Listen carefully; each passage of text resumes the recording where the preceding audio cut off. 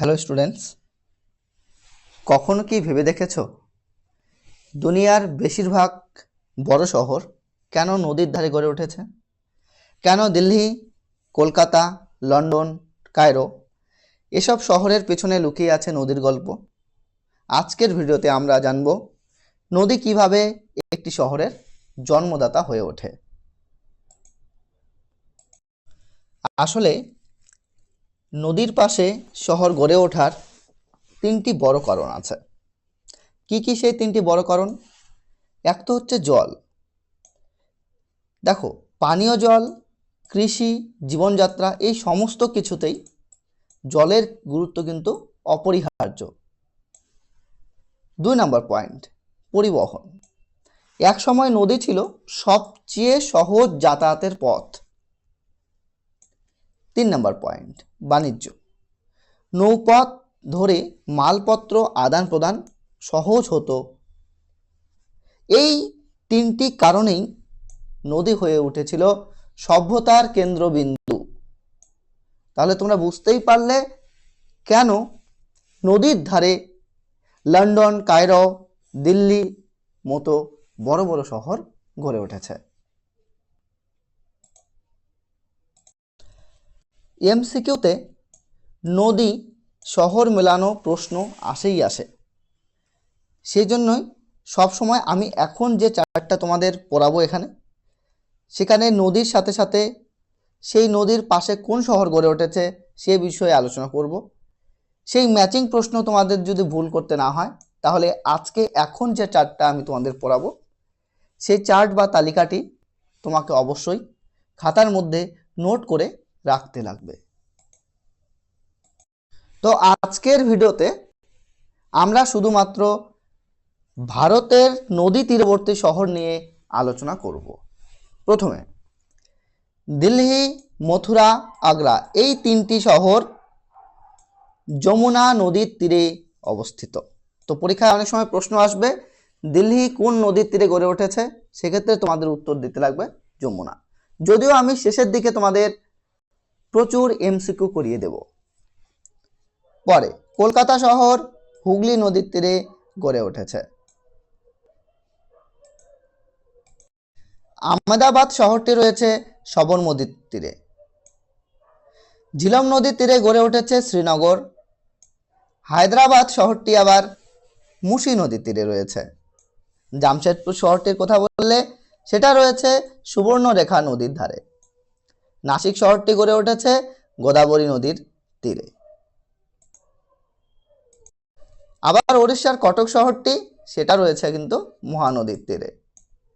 সম্বলপুর, সেক্ষেত্রেও আমাদের উত্তর হয়ে যাবে মহানদী।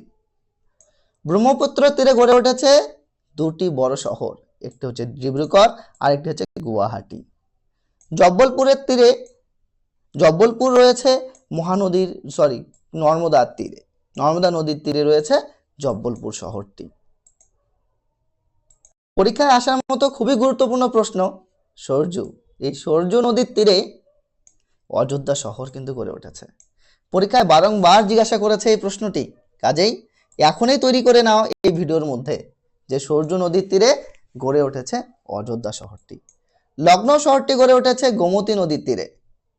সুরাট শহরটি রয়েছে তাপ্তি নদীর তীরে।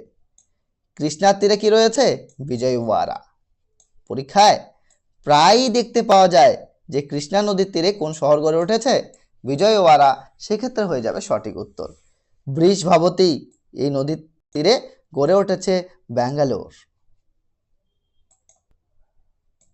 এখন আমরা যদি চেন্নাইয়ের কথা বলি, এই চেন্নাই শহরটি রয়েছে কুওম আদিয়ার নদীর তীরে। বদ্রীনাথ অলকানন্দার তীরে। গঙ্গার তীরে যে কত নদী গড়ে উঠেছে দেখে নেওয়া যাক কি কি নদী গড়ে উঠেছে। এক তো কানপুর, হরিদ্বার, পাটনা, ভাগলপুর, বারাণসী, ফারুকাবাদ, কনৌজ, ফতেপুর এই সমস্ত বড় বড় শহরই কিন্তু গড়ে উঠেছে গঙ্গা নদীর তীরে। গঙ্গা ও যমুনার নদী দুটি একটা আরেকটার সাথে মিলিত হয়েছে, অর্থাৎ গঙ্গা ও যমুনার যে সংযোগস্থল সেখানে গড়ে উঠেছে যে বড় শহর, সেটার নাম হচ্ছে এলাহাবাদ বা প্রয়াগরাজ, যেখানে কুম্ভ মেলা সংগঠিত হয়। যাই হোক, পরীক্ষার জন্য ইম্পর্টেন্ট সেই ধরনের ভারতের মধ্যে থাকা বিভিন্ন বড় বড় শহর, সেই শহরগুলি কোথায়, কোন নদীর তীরে গড়ে উঠেছে সেটা আমরা পড়লাম। এখন আমরা নদী তীরবর্তী শহরের উপর বেস করে পরীক্ষায় আসা বিভিন্ন ধরনের এমসিকিউ আলোচনা করব। প্রথমত, দিল্লি কোন নদীর তীরে গড়ে উঠেছে? আমাদের অপশনের মধ্যে তুমি অবশ্যই খুঁজে পাচ্ছ যে দিল্লি গড়ে উঠেছে কোন নদীর তীরে। এক্ষেত্রে উত্তর হয়ে যাবে কিন্তু যমুনা নদীর তীরে গড়ে উঠেছে দিল্লি। তারপরের প্রশ্ন, মথুরা শহরের পাশে কোন নদী প্রবাহিত? মথুরা শহরের পাশে যমুনা নদী প্রবাহিত। তাহলে যমুনার পাশে এক তো হচ্ছে দিল্লি, দুই হচ্ছে মথুরা। দিল্লি যমুনা তো হয়ে গেল, এবার আসলো আগ্রার পালা। এই যে শহরটা, এটা কোন নদীর তীরে গড়ে উঠেছে? এটাও কিন্তু যমুনা নদীর তীরে গড়ে উঠেছে। আশা করি ভিডিওতেই তোমাদের মুখস্থ করে নেওয়া উচিত। এক তো হচ্ছে আগ্রা, দুই মথুরা, তিন দিল্লি। এই তিনটা বড় শহরই গড়ে উঠেছে যমুনা নদীর তীরে। কলকাতা শহরটি কোন নদীর তীরে? কলকাতা শহরটি হুগলি নদীর তীরে অবস্থিত। আহমেদাবাদ শহরের পাশে কোন নদী? আহমেদাবাদ শহরের পাশে রয়েছে সবরমতী নদী। নদী তীরবর্তী শহরের মধ্যে যদি প্রশ্নের সবচেয়ে ইম্পর্টেন্ট কোশ্চেন কাকে বলা হয়, বা কোন কোশ্চেনটা সবচাইতে বেশি ইম্পর্টেন্ট, সেক্ষেত্রে আমরা কিন্তু শ্রীনগরকে সিলেক্ট করব। শ্রীনগর শহরটি কোন নদীর তীরে অবস্থিত সেটা বারবার পরীক্ষায় আসছে এবং প্র্যাকটিস সেটের মধ্যেও তোমরা কিন্তু প্রচুর বারই পাবে। তো কাজেই এটা খুব ভালো মতো তোমাদের পড়ে নিতে লাগবে। শ্রীনগর শহরটি কোন নদীর তীরে অবস্থিত? শ্রীনগর শহরটি ঝিলম নদীর তীরে অবস্থিত। হায়দ্রাবাদ শহরটি কোন নদীর তীরে অবস্থিত? হায়দ্রাবাদ শহরটি মুসি নদীর তীরেই অবস্থিত। পরের প্রশ্ন রয়েছে জামশেদপুর। এই জামশেদপুর শহর কোন নদীর তীরে অবস্থিত? জামশেদপুর শহর সুবর্ণরেখা নদীর তীরে অবস্থিত। কোন নদীর তীরে? সুবর্ণরেখা নদীর তীরে অবস্থিত হচ্ছে জামশেদপুর শহর। পরের প্রশ্ন, নাসিক অবস্থিত কোন নদীর তীরে? নাসিক অবস্থিত তোমাদের কোন নদীর তীরে হবে বলো? নাসিক শহরটি অবস্থিত হচ্ছে গোদাবরী নদীর তীরে। কোন নদীর তীরে? গোদাবরী নদীর তীরে হয়ে যাচ্ছে নাসিক শহরটি অবস্থিত। চলে আসছে কটক শহরের গল্পে। কটক শহরটি কোন নদীর তীরে অবস্থিত? কটক শহরটি মহানদীর তীরে অবস্থিত। কিন্তু কটকের সাথে সাথে মনে রাখবো সম্বলপুর। সম্বলপুর শহরটি কোন নদীর তীরে অবস্থিত? সম্বলপুর শহরটি অবস্থিত হচ্ছে মহানদীর তীরে। কোন নদীর তীরে? মহানদীর তীরে অবস্থিত হচ্ছে সম্বলপুর শহরটি। তাহলে সম্বলপুরের ক্ষেত্রে নয়, মহানদী নদীর তীরে দুটা শহরের কথা মনে রাখবো। এক তো হচ্ছে কটক, দুই হচ্ছে সম্বলপুর। এর আগে আমি তিনটা বড় শহরের কথা বলেছি যেটা যমুনা নদীর তীরে অবস্থিত। কি কি আরেকবার মনে করিয়ে দিই তোমাদের। এক হচ্ছে দিল্লি, দুই মথুরা, তিন হচ্ছে আগ্রা। এই তিনটা শহর যমুনা নদীর তীরে অবস্থিত। এখন তুমি পড়লে কটক আর সম্বলপুর, এই দুটি শহর কোন নদীর তীরে অবস্থিত? মহানদীর তীরে অবস্থিত। চলে আসলাম আমরা ডিব্রুগড়। ডিব্রুগড় শহরটি কোন নদীর তীরে অবস্থিত? ডিব্রুগড় শহরটি অবস্থিত হচ্ছে ব্রহ্মপুত্রের তীরে। তোমরা ডিব্রুগড়ের সাথে সাথে আর কি মনে রাখবে? গুয়াহাটি। গুয়াহাটি যে শহরটা সেটাও কিন্তু ব্রহ্মপুত্রের তীরে অবস্থিত। আমাদের পরের প্রশ্নেই চলে আসছে সেটা। এটা তো আমরা এর আগের প্রশ্নে আলোচনা করলাম। গুয়াহাটি আর ডিব্রুগড় এই শহর দুটি কোন নদীর তীরে অবস্থিত? এই দুটি শহর ব্রহ্মপুত্র নদীর তীরে অবস্থিত। এবার চলে আসলো জব্বলপুরের কথা। জব্বলপুর শহরটি কোন নদীর তীরে অবস্থিত? আমরা তো জানি জব্বলপুর শহরটি রয়েছে নর্মদা নদীর তীরে অবস্থিত। অযোধ্যা শহরের কথা বলছি। অযোধ্যা শহর সরজু নদীর তীরে অবস্থিত। লখনৌ শহরটি কোন নদীর তীরে অবস্থিত? লখনৌ শহরটি রয়েছে গোমতী নদীর তীরে অবস্থিত। এমসিকিউ সুরাট শহর। সুরাট শহর কোন নদীর তীরে অবস্থিত?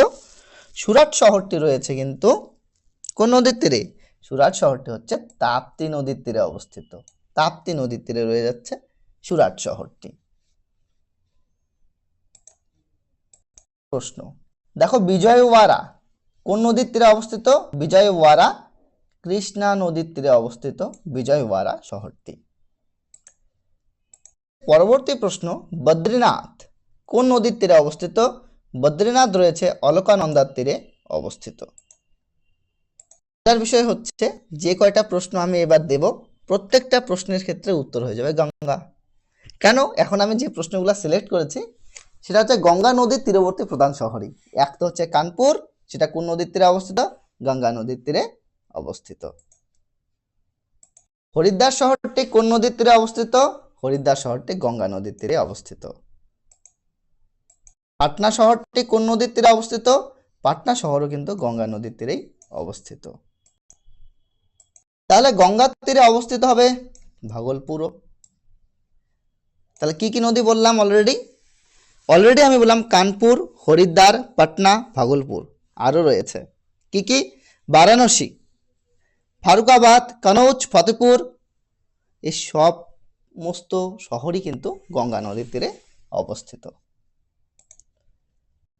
বারাণসী শহরটি কোন নদীর তীরে অবস্থিত? গঙ্গা নদীর তীরে অবস্থিত। ফতেপুর, ফারুকাবাদ কোন নদীর তীরে অবস্থিত? গঙ্গা নদীর তীরে অবস্থিত। প্রয়াগরাজ শহরটি কোন নদীর তীরে অবস্থিত? প্রয়াগরাজ শহরটি অবস্থিত হচ্ছে গঙ্গা ও যমুনার সংযোগস্থলে। কোথায়? গঙ্গা ও যমুনার সংযোগস্থলে রয়েছে প্রয়াগরাজ এলাহাবাদ শহরটি। তোমরা তোমাদের কমেন্টে জানাবে তোমাদের যে জেলা বা তোমাদের যে শহর সেই শহরটি কোন নদীর তীরে অবস্থিত। তো তাহলে স্টুডেন্টরা, আমার প্রিয় ছাত্ররা, নদী শুধু জল নয়, একটি শহরের ইতিহাস, সংস্কৃতি, অর্থনীতি এই সমস্ত কিছুরই ভিত্তি হচ্ছে কিন্তু এক একটা নদী। এমন আরও সহজ ও পরীক্ষামুখী ভিডিও পেতে হলে শেয়ার করো, লাইক করো এবং সাবস্ক্রাইব করতে একদমই কিন্তু ভুলো না। পরের ভিডিওতে দেখা হবে, ততক্ষণ পর্যন্ত কিপ গ্রোয়িং, কিপ লার্নিং।